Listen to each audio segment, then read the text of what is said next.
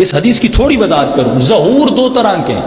ایک ہے ظہور عام، جب مولا آئیں گے ہر کوئی امام کو دیکھے گا.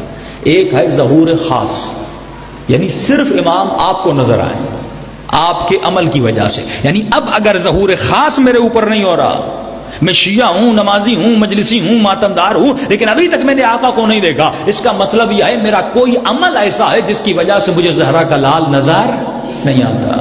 جیسے مولانا نے یہ روایت پڑھی، مسجد کا مؤذن غصے میں آیا کہ مولانا فیس ہم دیں، بلائیں ہم، اور بلیم کس کو کر رہے ہیں؟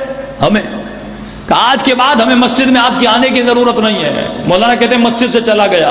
رات کے 2 بجے یہی مؤذن میرے گھر آیا، دروازے پہ دستک دی کہ مولانا معاف کریے گا، آپ سچ کہہ رہے تھے، اگر امام زمانہ نہیں آتے ہمارے عمل کی وجہ سے نہیں آتے.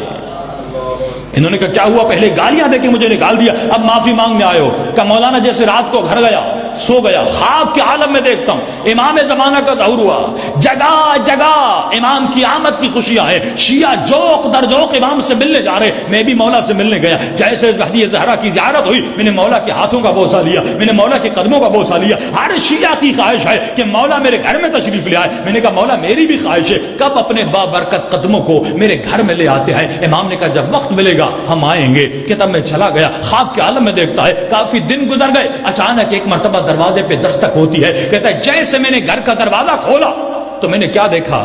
زہرا کا لال امام زمانہ دروازے پر موجود ہے. میں نے کہا مولا گھر میں تشریف لے آئیے. مولا جیسے گھر میں آئے میں نے امام کے لیے کرسی کو لگا دیا. مولا کرسی پر تشریف فرماؤ. میں نے کہا مولا پانی پیئیں گے، کھانا کھائیں گے، کیا لاؤں آپ کے لیے؟ امام نے فرمایا مؤذن بیٹھ جا. ایک مرتبہ امام نے میرے سارے گھر کے سامان کو دیکھا. مؤذن یہ بتا تیری تنخواہ کتنی ہے؟ اکاؤنٹیبلٹی. زبیر وہ تھا جب علی کے ہاتھوں میں رسیاں باندھی گئیں سب سے پہلے اس نے تلوار نکالی. کہ لوگوں تمہاری غیرت کو کیا ہوا؟ علی کے ہاتھوں میں رسیاں ہیں اور تم خاموش کھڑے ہو. لیکن یہی زبیر جنگ جمل میں علی کے سامنے کھڑا ہوا. کیوں؟ کیونکہ جب مولا خلیفے بنے امام نے فرمایا زبیر جو پہلی 3 خلافتوں میں تم نے پیسہ جمع کیا، علی کو حساب دو تم نے کہاں سے جمع کیا؟ جب اسلام آیا تھا تو امیر نہیں تھا. آج تیرا مکے میں بھی گھر ہے، مدینے میں بھی گھر ہے، مصر میں بھی گھر ہے. تم نے اتنے گھر بنائے کہاں سے؟ اس نے کہا مولا حساب لوگے تو ساتھ نہیں بیٹھوں گا. جنگ جمل کو بپا کیا گیا کیونکہ علی نے حساب لیا تھا. امام نے کہا اے مؤذن تیری تنخواہ کتنی ہے؟ آج مومن 20,000 کی تنخواہ ہو اور گھر کے دروازے پر 20 لاکھ کی گاڑی ہو، دنیا والے تو عزت کریں گے، امام زمانہ پوچھیں گے تم نے پیسہ کہاں سے لایا؟ دنیا والے دنیا کو دیکھ کر عزت کرتے ہیں، لیکن تیرا مولا تیرے اندر و اطاعت کو دیکھ کر عزت کرتا ہے. امام نے کہا اے مؤذن تیری تنخواہ کتنی ہے؟ کہا مولا اتنی 20,000 تو بھی تھی. اتنا سامان اتنی تنخواہ میں تو نہیں آ سکتا. اپنے آقا سے جھوٹ بولتا کہ مولا ادھر ادھر سے کا حکم امام ہے خیرات میں دے. مولا جان قربان، سامان کی حیثیت کیا ہے؟ دے دیا. کہا تھوڑی دیر کے بعد میری بیوی میرے گھر میں آئے. امام نے میری بیوی کو باطنی نگاہ سے دیکھا. کہا اے مؤذن اپنی بیوی کو طلاق دے. مولا 17 سال کا ساتھ ہے، کیسے طلاق دوں؟ میرے بچوں کی ماں ہے. امام نے کہا اس کی شرعی وجہ ہے. مولا کون سی وجہ ہے؟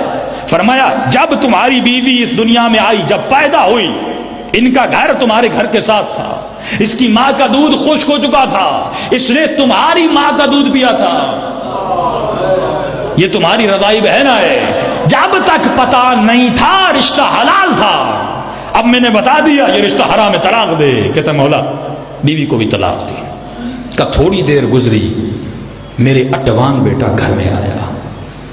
امام نے جیسے میرے بیٹے کو دیکھا کہا اے مؤذن اپنے بیٹے کو اکبر جیسی تربیت نہیں دی.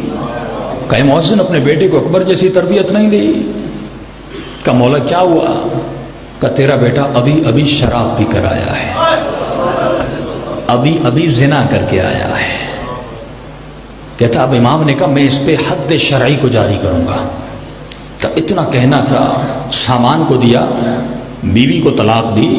جب امام نے کہا تمہارے بیٹے کو سزا دینی ہے، فرمایا بیٹے سب کو پیارے ہوتے ہیں. اتنا کہنا تھا، میں اپنی جگہ سے کھڑا ہو گیا. اب مجھ سے برداشت نہیں ہوا، میں نے اپنے مولا سے بہترامی کی. میں نے کہا کبھی کہتے ہیں سامان دو، کبھی کہتے ہیں بیوی کو طلاق دو، ابھی کہتے ہیں بیٹے کو مارنا ہے. میں نے کہا آپ امام تو دور، آپ تو مجھے سید بھی نہیں لگتے.